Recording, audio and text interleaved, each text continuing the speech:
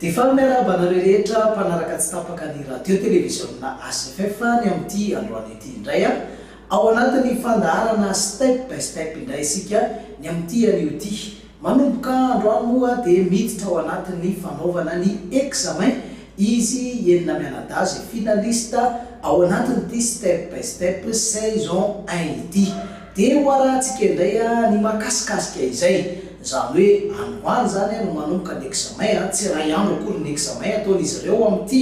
fa soto izy nareo hoe androany ihany koa ny valiny fa mbola tsy androany ny valiny fa mbola vao miditra ao anatin'ny examen izy ireo ary mbola misy andro maromaro hanatanterahana izay examen izay andeo arahantsika ny fandaharana step by step ety amin'ny supremacy imperfect.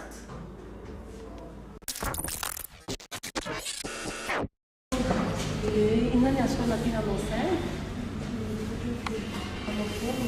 Zaho misahatra mpafiaraka amin'ny supremacy imperfect dia izany mandray anao androany bosaka.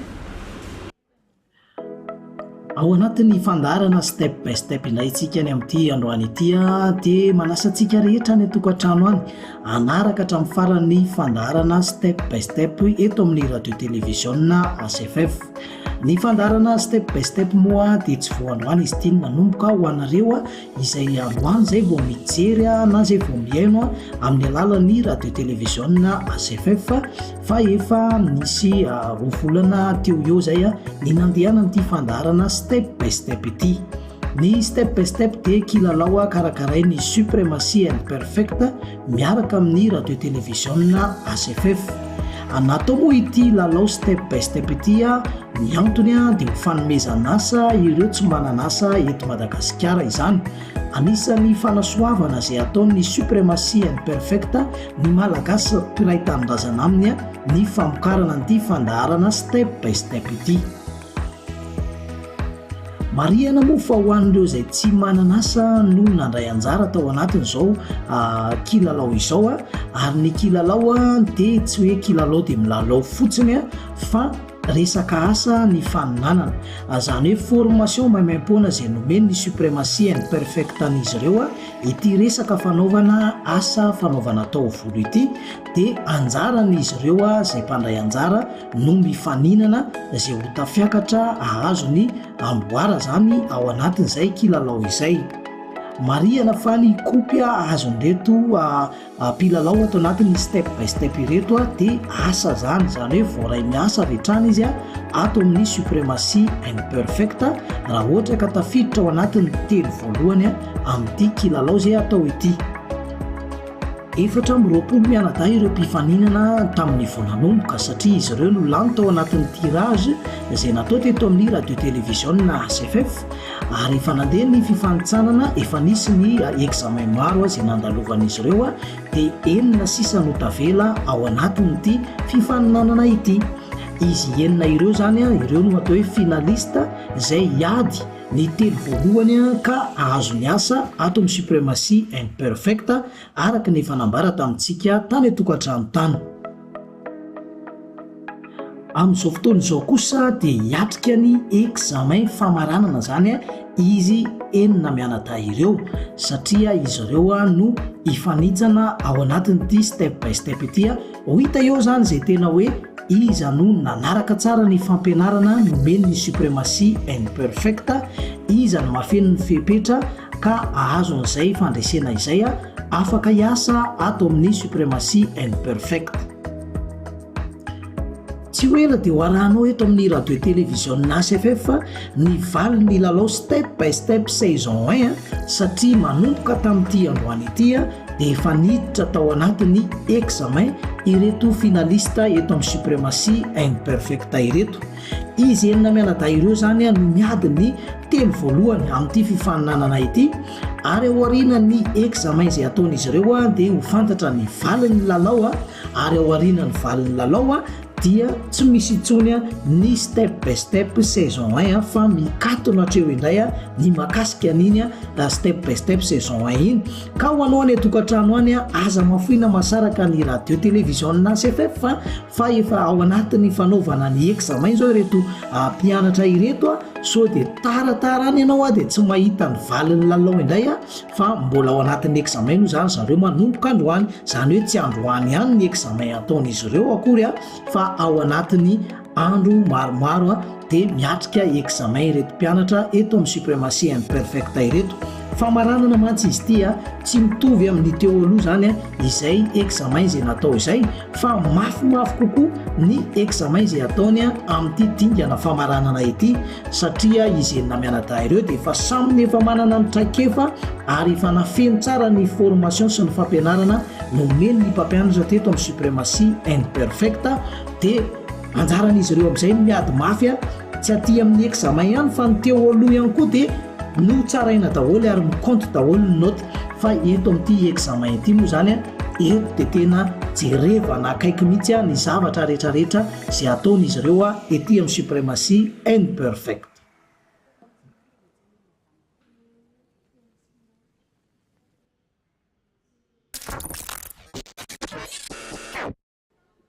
Efa ho vita zany a ny amin'ity step by step saison 1 ity amin'ny resaka fanaovam-bolo ho any izay mankafy ny resaka volo zany, fikarakarana volo moa zany no tiako tenenina dia efa falifaly indray ireo mankafy an'izany hoe resaka onglerie sy maquillage zany satria resaka fikarakarana hoho indray zany a no step by step saison 2 izay ho avy tsy ho ela zany satria efa mamaraparana an'ity saison 1 ity a ny ety amin'ny suprematie imperfecta dia efa etaniny ianareo any atokantrano any a ho anareo izay tia amin'izay resaka asa fanaovana hoha sy fanaovana tarehy izay satria maquillage ho anareo vehivavy na lehilahy mankafy ary tena tia an'le asa nefa koa ao anatin'le hoe tsy manana asa dia ianareo no afaka mandray anjara ao anatin'izay a saison 2 amin'ity step by step ity izay ety amin'ny suprematie imperfecta ihany no anaovana an'izay formation izay a fa tsy ho any amin'ny toerana hafa akory a fa ny mpampianatra atao amin'ny suprematie imperfecta ihany a no mampianatra mahakasika an'izay onglerie sy maquillage izay indray ny fifaninanana manaraka rehefa tapitra ity saison 1 ity a vita zany ny examen a dia hita ny valiny a izy amin'izy enina mianadahy ireo a no tena lasa ao anatin'le hoe maty ihanina ka nafeno tanteraka ny fepetra tamin'ny fampianarana nomeny suprematie imperfecta. Rehefa tonga zany ny valiny examen dia fantatsika eo hoe iza le telo voalohany a amin'izy ireo zany dia arahantsika aloha ny tohan'ny asa izay ataony ireto finalista ireto a satria ny mpampianatra ihany koa dia mijery any atokantrano any ny jury dia mijery a ary manome ny noty a amin'ny mety sy ny tsy mety a amin'ny zavatra izay ataony zareo a ary amin'izay zavatra tsara azahoany noty betsaka na amin'izay zavatra tsy mety a ampiena ny notiny dia jerevana daholo zany rehetrarehetra zany ao anatin'ity fifaninanana izay ataon'izy enina mianadahy ity. Samy manana ny traikefa ananany tokoa mantsy ireto mpianatra ireto amin'izao fotoana izao zany hoe ny fianarana nomena dia mitovy ary ny fampianarana tena feno dia feno ary mitovy daholo ny fampianarana nomeny mpampianatra fa misy amin'izy ireo zany hoe havanana be mihitsy a amin'ny fanaovana ny kopo ohatra dia misy kosa tena kinga dia kinga ary havanana amin'ny fanaovana ny technique de brochine na ny fer misy indray tena mahay be any amin'ny resaka fanaovana ny lissage kinga be izy amin'izay zavatra izay a fa ny rehetrarehetra koa dia hainy fa misy zany tena hoe ato izy tena kingakinga kokoa dia eo mihitsy ny ahitantsika hoe izy amin'izy ireo zany le tena afeno an'le rehetrarehetra zany hoe ny zavatra rehetra dia manavanana azy daholo a tena hainy daholo ary voafehany tsara daholo a tsy misy mipika amin'izay nampianarina teto amin'ny suprematie imperfecta ary tsy mamorona zavatra hafa atao ao anatin'ny fanaovana ny examen na ny pratika izay ataony isan'andro isan'andro a dia ho hitantsika izay a any anatin'ny valiny examen zany no ahitantsika an'izay dia eto amin'ny plateau ny radio télévision nationale fa foana moa no andrenesanao an'izay valiny izay fa tandremy so misy fotoana ianao tsy mijery an'ilay fandarana step by step dia tsy araka anao tsony hoe efa ny valy ve le izy a dia eo ianao miandry hoe aiza ilay valin'le examen nefa le izy efa lasa ny olona efa miditra aty amin'ny step by step saison 2 indray a dia taraiky ianao noho izany dia ambeny foana ny radio télévision CFF fa eto ihany no mampafantatra anao an'izay resaka valiny examen ataony reto mpianatra eto amin'ny suprematie imperfecte. Dia ao anatin'ny fanaovana ny asa tanteraka izy ireo amin'izao fotoana izao a tazantsika irosy a efa ao anatin'ny fanaovana kopy i Jessica koa ery lavitra ery dia efa manao an'izay fanaovana ny kopy izay. Izy ity moa fifaninanana dia amin'ny mahafananana sady mandeha ny vitesy mandeha ihany koa ny qualité ny zavatra vita tsara no ilaina fa tsy zavatra vita kitoto zany satria ny suprématie imperfecte dia tsy nampianatra zavatra ratsy an'ireto mpianatra ireto amin'izay hoe professionnel izay. Noroko zao hitantsika zao ao anatin'ny fanaovana kopy ihany koa izy eto moa zany dia anjaran'ny mpampianatra sy ny jury no mijery ary mitsara ny fomba fiasan'izy ireo fa ny anjaran'izy ireo dia ny manatanteraka ny asany hatramin'ny farany, manao izay amoahana ny volon'ny olona anankiray araka ny filana takiny ny mpampianatra izay manome ny examen zany ataonao ohatran'izao i volon'olona io dia izay ihany koa no anatanterahany azy arakaraka ny sujet zay omena zany no ampiarana an'izay asa izay. Dia isika moa efa le tsy mahandro foana hoe oviana mivaly ny examen aza maika aloha tsika fa aleo zareo aloha hiasa tsara anao ny examen satria mbola vao nanomboka androany ty examen ty ka ny examen zay ataony tsy anankiray fa maromaro ny sujet atao anatin'izay dia mila manam-paharetana kely fotsiny tsika ao atokantrano efa hitantsika sandratra kandia samy hitantsika efa amperinasa daholo ny rehetrarehetra manao an'izay fanatanterahana ny fanadinana izay. Samy mifantoka dia samy mifantoka amin'ny asany tsirairay avy satria izy ity tsy verina intsony hoe mbola hiverina anao examen indray no hoe diso kely tamin'iny fa aleo mba averina ny anany examen ary ny volon'ny olona ihany koa tsy ho afaka ho averina rehefa tapaka hoe tohizana indray. Noho izany dia mila arahana tsara ny fampianarana izay omen'ny mpampianatra eto amin'ny suprématie imperfecte amin'ny fanatanterahana an'izao asana coiffeur izay nampianarina izao zany. Raha hitantsika amin'izao dia mifantoka tanteraka ao anatin'ny asa ireto finalista ireto mangingina ny ato amin'ny salle de formation tamin'ity androany ity samy tsy miteny firy daholo ny ampifaninana rehetra fa dia ao anatin'ny fanatanterahana ny asa. Nanomboka hatrany amin'ny fanaovana ny kopy zany ka hatraty amin'ny fanaovana ny fer zany dia mbola ao anatin'ny fahanginana tanteraka izy ireo, zany hoe misy ihany mamoaka feo tsy kelikely eny fa tsy tahaka ny mahazatra hatramin'izay fa tena hoe mangina dia mangina satria mesaka angamba izy ireo mamoaka n'ilay koafaziny le olona dia mangina sady mieritreritra hoe examen izy ity ahoana ny andreseko amin'ny adversairako amin'ity examen izay ataoko ity dia tsy hay aloha izay eritreretin'ny zareo fa dia tazantsika amin'izao fa dia tena mangina dia mangina mihitsy izy enina mianadahy ireto tamin'ity androany ity. Tena anisan'ny hoe manana traikefa betsaka indrindra tao anatin'ity formation izay nomena teto amin'ny suprématie imperfecte ity ireto finalista ireto zany hoe izy enina mianadahy zany satria nanomboka izy niditra teto amin'ny suprématie imperfecte dia efa nandray cliente izy zany hoe roa andro tao aorianany natongavany teto amin'ny suprématie imperfecte dia olona nandray olona roa izy zany raisitsika amin'izay zany farafakely dia raha olona roa isan'andro no raisiny mpianatra anankiray ho karakaraina volo dia tao anatin'izay iray volana zany tao anatin'ny iray volana zafady dia efa nisy olona 90 zany hoe karazana volo 90 zany no efa nandalo teo ambany mason'ny mpianatra anankiray tao anatin'ny iray volana. Mahita karazana volo be dia be zany hoe raha hijeriny tipan'io volo izy dia efa nafantatra hoe tipafiry sy tipafiry ny volon'ity olona ity ary raha ohatra ka mitatitra kefa ao anatin'ny fanaovana ny technique de brushing izy dia efa hitany tsara mihitsy hoe ohatran'izao ny fomba fanaovana n'ity volo ity rehefa sendany tipana volo ohatran'izao zany hoe ny tiako tenenina dia feno dia feno ny expérience izay nomena an'ireto mpianatra ireto indrindraindrindra fa izy enina mianadahy izay tratra farany ireto zany ao anatin'ny formation satria be dia be mihitsy ny cliente izay efa noraisiny zany. Izay mahatonga nany teny nisy fotoana hoe tsy ilaina stage intsony ho an'ireto mpianatra ireto rehefa mivoaka eto amin'ny supremacie and perfecta, zany hoe rehefa hita zany ilay telo voalohany dia tsy stage ataony intsony eto amin'ny supremacie and perfecta fa avy hatrany izy dia mahazo asa, satria tena feno tanteraka ny traikefa, ny fampianarana efa azony, ny traikefa efa azony satria tao anatin'ny 2 volana latsaka zany zay efa mananika ny firy zany ny karazana volo nandalo teo amin'izy ireo, ao anatin'ny amperinasa tanteraka ihany koa ny jury amin'izao fotoana izao manara-maso ary mijery akaiky ny mpianatra mandray antsoratra ny note omena azy ireo ny kritika rehetrarehetra zay hoentina any amin'ny fitsarana ny valin'ny examen zany, dia anisany manao ny asany ihany koa i monsieur Pascal zay tazantsika ao anatin'ny sary amin'izao fotoana izao.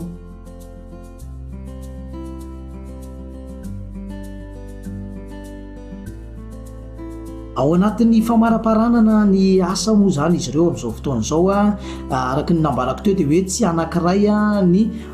zavatra ho tsaraina ao anatin'ny examen fa maro ary betsaka ny zavatra atao satria maro ihany koa nefa ny anaran'izy ireo, tahaka antsika ihany izy hoe manao examen dia hoe malagasy zay amin'ny 10 ka hatramin'ny 1.20 ora, dia avy eo zay manao histogeo ohatra, dia mihoatra lavitra no manala-baka ihany koa no manao an'ny examen amin'ity resaka asana coiffeur ity, any resaka fanoratana soratra ny atao any amin'ny enseignement général sy ny maro samihafa, fa ny antsika kosa eto dia sady misy examen an-tsoratra no misy pratique no misy oral, ahitana mihitsy hoe tena matianina ve ilay mpianatra nanao formation teto amin'ny supremacie and perfecta sa manahoana tokoa no mahakasika an'izay, dia hiatrika ny asany faharoa indray izy ireo rehefa avy eo satria mbola misy ny toyany examen izay ataony amin'ity androany ity fa tsy hoe anankiray ihany dia vita, ary na mety hoe mitovitovy aza ny sary hitanareo ny tokantrano samy tazanareo manasa loha, hitanareo manao brosine manao fer, hitanareo mandray olona, dia tsy izay akory tsy hoe mitovy akory ilay zavatra atao fa misy zavatra maro jerevana ao anatin'io examen izay atao io fa tsy zavatra ray no tazanina so jeren'ny jury ao anatin'izay zany, dia sao dia gagitsika hoe tsy efa ohatrin'io ihany ve le natao teo fa maro ny zavatra ny anarana, maro ihany koa ny zavatra jerevana ao anatin'ny fanaovana an'ity examen ataon'ireto mpianatra eto amin'ny supremacie and perfecta ity, fa ho anao any tokantrano any aza mafoina masaraka ny radio television na SFF fa ara ohatra amin'ny farany ny fandaharana rehetra mandeha eto.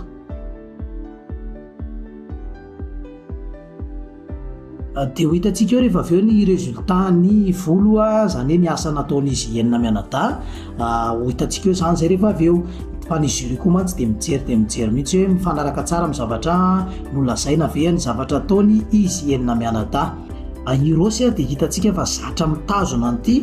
pince crabe ity amin'ny vava izay tsy fampianarana nomeny supremacie and perfecta kosa izao fa izy no mamorona zavatra ataony amin'ny fitazomana ny pince crabe iny eo amin'ny vavany, sao dia gagitsika hoe ohatran'izao kosa ve ny anaovana ireny pince ireny fa tsy ohatran'izay.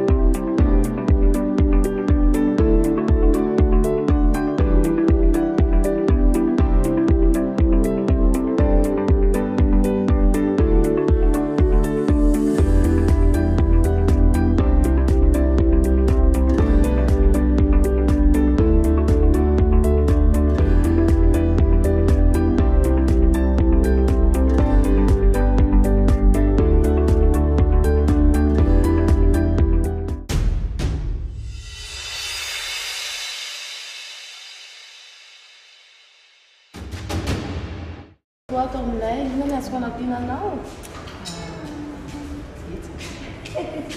Anao volo. Izany no Sandra comparé amin'ny suprématie perfecte dia mandroso arto. Bonjour, inona ny azoko anampiananao? Anao volo. Tonga soa ato amin'ny suprématie perfecte dia zatra isika dia izany coiffeur mandray ianao. Afaka manaraka an'azy.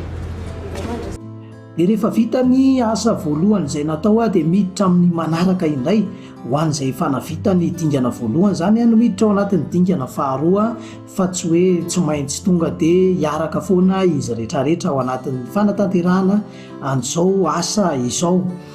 Ny zavatra jerevana dia ny zavatra rehetra nampianary ny suprématie perfecte mila feno ny fepetra rehetra izay nitakina sy nampianarina an'izy ireo tsirairay avy. Tsy misy ny angarana izy ireo ka hoe ny sasany nahay isbika fa ny sasany tsy mahay isbika fa fatambary fotsiny ny ainy fa afy izay teny izay hoe izay tsy mahay isbika mahay fatambary fa tamin'ity fianarana ity kosa dia samyny mahay isbika sady mahay fatambary daholo ho izy finalista ireo zany satria feno dia feno ny formation izay nomena azy. Ho an'izy ireo moa dia tsy hoe mifidifidy olona ho raisina na ho karakaraina fa arakaraka izay cliente tonga eo aminy eo sy omena azy dia tokony ho voafehany daholo zany ny fikarakarana an'izay satria ny fampianarana nomena dia tsy hoe volo lava ihany no nampianarana azy ireo ho ianarana dia hoe izay ihany ny ainy na hoe volo tsotra ihany na hoe volo somary crépus tsy izay fa ny volo rehetra ny qualité ny tipana volo rehetra izay misy eto ambonin'ny tany dia nampianarina azy ireo daholo ny fomba fikarakarana an'izay araka ny traikefa sy ny fahaizana anana ny suprématie perfecte dia nozaraina sy nomena nyreto mpianatra ireto avokoa. Ary ho an'izy enina mianadahy izay tratra farany aty amin'ny dingana famaranana dia tena nahazo tombony be dia be mihitsiny satria efa tena lasa lavitra be tena marina zany dia efa nanapitra ny zavatra rehetra atao ao anatin'ny asana coiffeur izy ireo zany hoe fanoratovany teto amin'ny suprématie perfecte avokoa ny fahaizana sy ny fahalalana mombamomba izay fikarakarana ny volo izay. Ka tsy tokony ho hita mihitsiny zany ary tsy tokony ho tazana eny amin'ireto mpianatra ireto raha ohatra ka mahita volon'olona izy ohatra hoe lava be ilay volo dia tsy tokony hiteny amin'ny endriny zany le hoe toa lava be zany volo zany fa matetika mantsy ny eny amin'ny endrika dia ahitana ny fihetsika ihany koa hoe kivy be mahita an'ilay volo lava na hoe somary hafahafa be mahita an'ilay volo crépus fa tsy manao an'izany ny mpianatra eto amin'ny suprématie perfecte satria feno ny traikefa nomena efa nizarana ny fahaizana sy ny teknika rehetra dia tsy misy atahorana amin'ny fikarakarana ny volon'olona anankiray na manahoana io volo io na manahoana io volo io dia ananany mpianatra eto amin'ny suprématie perfecte ny traikefa rehetra tokony ho ataony amin'ny fikarakarana izay volo izay na amin'ny endrika manahoana izany volo zany na amin'ny endrika manahoana izany volo zany na ataoko tsika hoe misy volo tapatapaka be aza tonga eo dia tsy tokony hiteny mihitsy ny coiffeur hoe tsy vita eto amin'ny suprématie perfecte io na tsy vita n'ilay mpianatra le izy fa izy efa nianatra dia amin'ny nianatra anazy dia hainy foana ny manatanteraka an'izay hoe ahoana ny anaovana an'ity volo anankiray ity.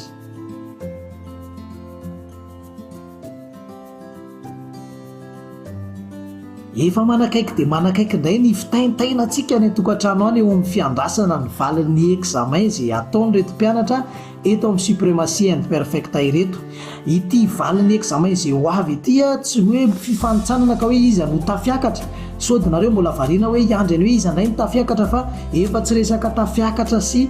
tafidina intsony izy ity fa hoe iza no telo voalohany ilay ho voaray asa ato amin'ny suprématie perfecte. Matetika mantsika ny tokantrano any dia manana ny olona izay eritreretintsika sy ho alaina ao anatin'ity fananana step by step ity dia miandro hoe satria ohatra hoe nenao zao ilarisany ho alainao ao anatin'ilay fifaninanana satria nahita ny asan'ny larisa ianao hoe tsara be ny nanaovany an'ilay vola anankiray ndray andro iny na ho tamin'ny malo ohatra dia makafy be any Larissa zany ianao dia manohana ny Larissa hatramin'ny farany ianao, tahaka ny hoe manohana Barea hatramin'ny farany mihitsy hoe firy baolina dia Barea hatramin'ny farany na dia efa 2 minitra tsiravana aza dia na ninona zavatra misy eo teny na Barea foana na mandresy na resy zany. Fa eto kosa dia ohatra hoe rosiny ianao ny alainao dia rosy hatramin'ny farany koa ny alainao dia mitobotoboka be ny fonao ao an-tokantranao raha vao mbola tsy voatonona ny rosy na hoe mbola tsy voatonona i Larissa na tsy voatonona le olona alainao satria misy enina izy ireo i Candy i Sandratra i Rosy i Jessica Larissa ireo ny mpifaninana Rinoro dia samy manana ny alainy ny tsirairay zany. Le miandry an'le valy le examen mihitsy ohatra le farany teo iny zao rehefa sokafana le valopy dia misy taratasy dia miteny le mpifanina hoe fotsifotsy sady mitobotoboka amin'ny fony menamena maitsomaitso dia maitsomaitso ihany dia maitsomaitso ihany dia mivadika menamena dia maitsomaitso indray dia fotsifotsy mivadika menamena toa dia kivy mpilalao hoe carte rouge izy nandeha nody avy hatrany tsy tafiakatra tao anatin'ny fifaninanana final teto amin'ny step by step dia malahelo le fo kely hoe tsy tafiakatra le nalaiko dia maka hafa indray ianao rehefa tsy tafiakatra iny dia mitady hafa indray ao anatin'le finalista izy amin'ireo no alaintsika ny atokantrano any dia samy mankafy ny fandaharana step by step fa izay no ela dia hojerevantsika indray ny résultat ny asa tamin'ity androany ity fa mbola tsy androany le valin'ny examen dia mbola tsy rapitso sodinareo miandry be hoe valy androany izy tsy niteny an'izay za fa mbola ao anatin'ny examen izy ireo amin'izao fotoana izao.